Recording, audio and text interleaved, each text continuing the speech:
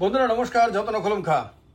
সম্পূর্ণ গণতান্ত্রিক রীতিনীতি মেনে, সম্পূর্ণ সাংবিধানিক রীতিনীতি মেনে, সম্পূর্ণ আইন কানুন মেনে, সম্পূর্ণ রাজনৈতিক শাস্ত্র মেনে আপনার ৪,৩৪৯ জন বিনা প্রতিদ্বন্দ্বিতায় নির্বাচিত হয়েছেন।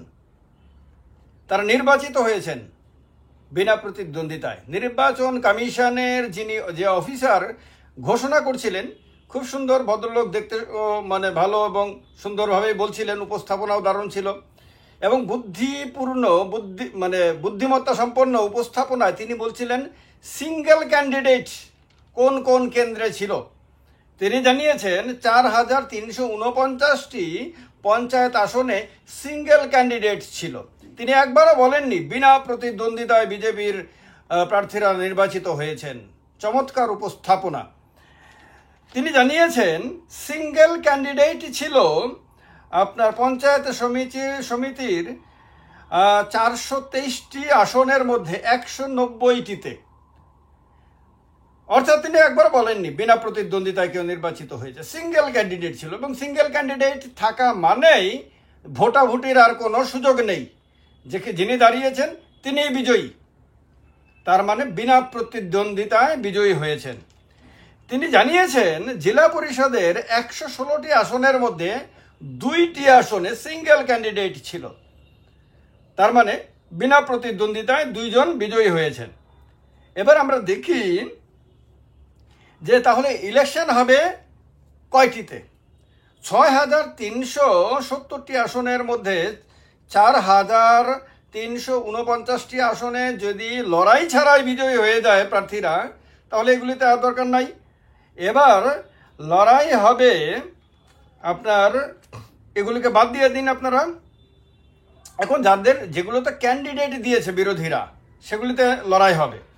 যেমন সিপিএম ১,৪৪১টি কেন্দ্রে ক্যান্ডিডেট দিয়েছে, সেগুলিতে লড়াই হবে। কংগ্রেস ক্যান্ডিডেট দিয়েছে ৮১০টি কেন্দ্রে।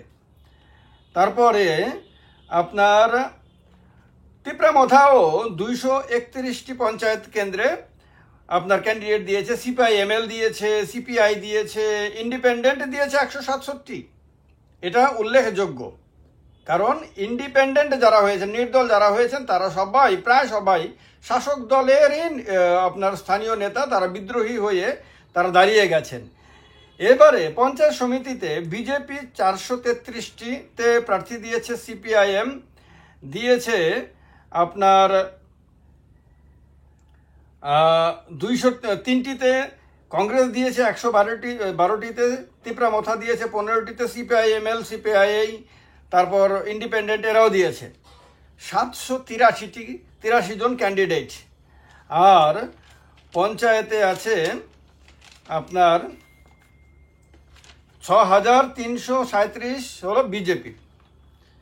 এবার জেলা পরিষদে ১৬০টিতে বিজেপি প্রার্থী দিয়েছে, সিপিআইএম দিয়েছে ১১৫টিতে, আইএনসি কংগ্রেস দিয়েছে ৯৮টিতে, মথা দিয়েছে 3টিতে।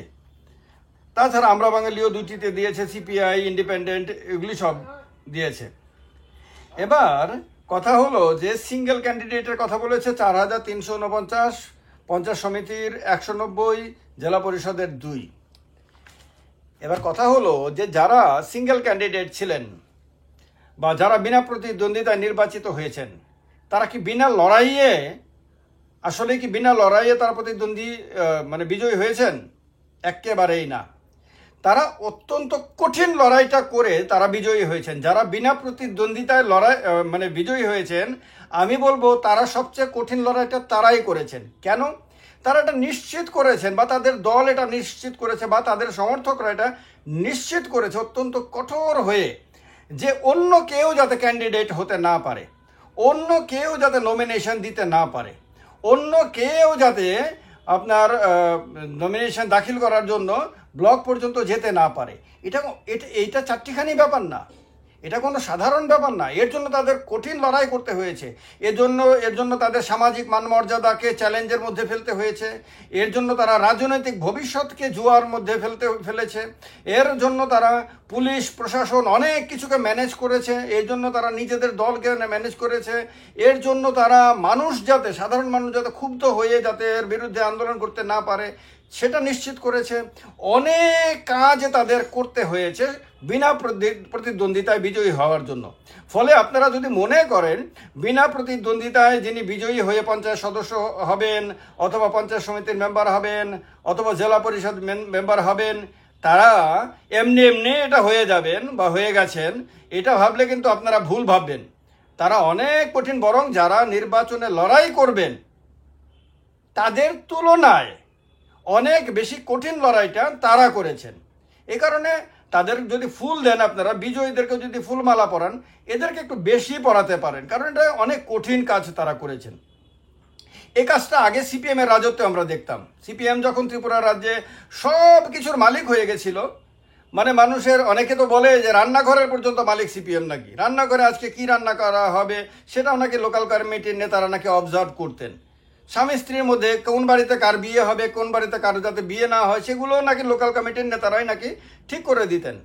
অনেক কিছু তারা ঠিক করে দিতেন। জীবনের এমন কোনো অংশ ছিল না, এমন কোনো অঙ্গ ছিল না, এমন কোনো ক্ষেত্র ছিল না যেখানে সিপিএমের লোকাল কমিটির নেতাদের কোনো নাক গলানি ছিল না।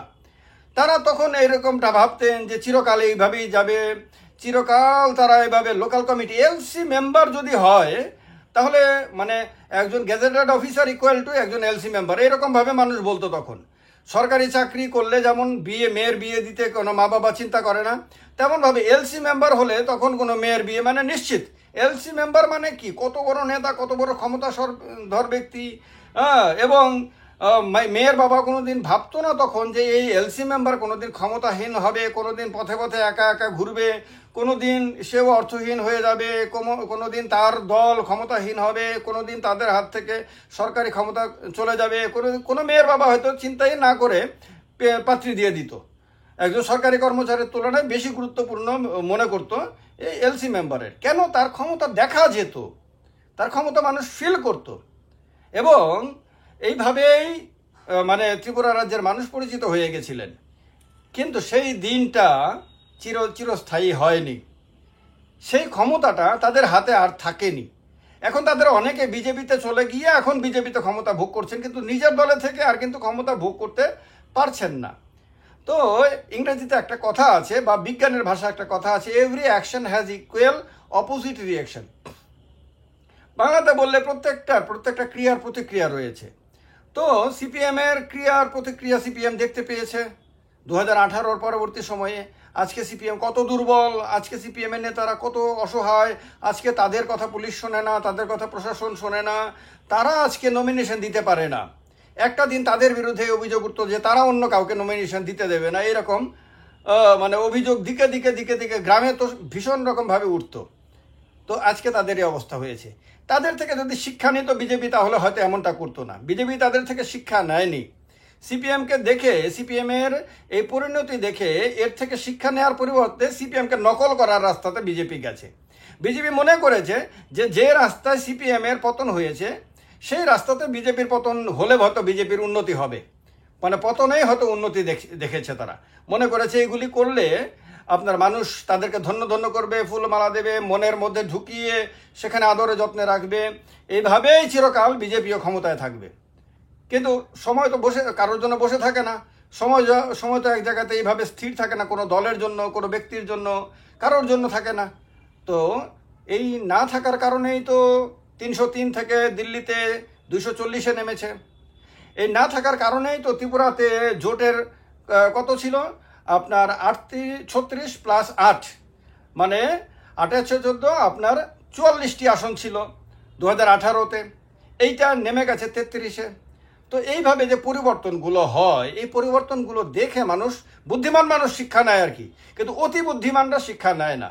তার ফলে ওই যে সিপিএমের দেখানো পথে অত্যন্ত কঠিন লড়াই করে অন্য কেউ যাতে ক্যান্ডিডেট দিতে না পারে, ইট পাটকেল ঢিল টিল পুলিশের ব্যারিকেড ইত্যাদি অনেক কিছু দিয়ে এটা নিশ্চিত করে দেওয়া হয়েছে যে আপনার 2টো জেলা পরিষদ কেন্দ্রে, আবার 190টি পঞ্চায়েত সমিতি কেন্দ্রে, আর 4349টি পঞ্চায়েত কেন্দ্রে আপনার বিনা প্রতিদ্বন্দ্বিতায় অত্যন্ত কঠিন লড়াইয়ে, ভয়ঙ্কর কঠিন লড়াইয়ে, বিশাল আপনার বীরত্ব দেখিয়ে, বিশাল রাজনৈতিক বুদ্ধিমত্তা দেখিয়ে, অসাধারণ ক্ষমতা দেখিয়ে এবং নিজেদেরকে সব কিছুর ঊর্ধ্বে নিয়ে গিয়ে বিরাট লড়াইয়ে, মহা লড়াইয়ে বিজয়ী ঘোষণা করা হয়েছে।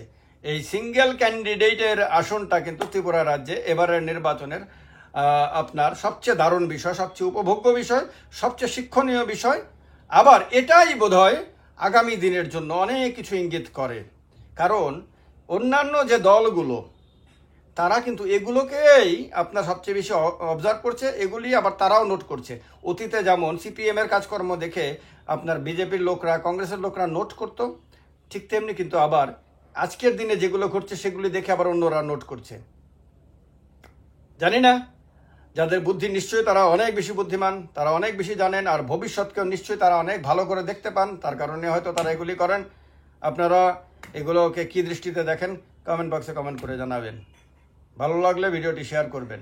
যতন খুলুম খা, সবাইকে নমস্কার।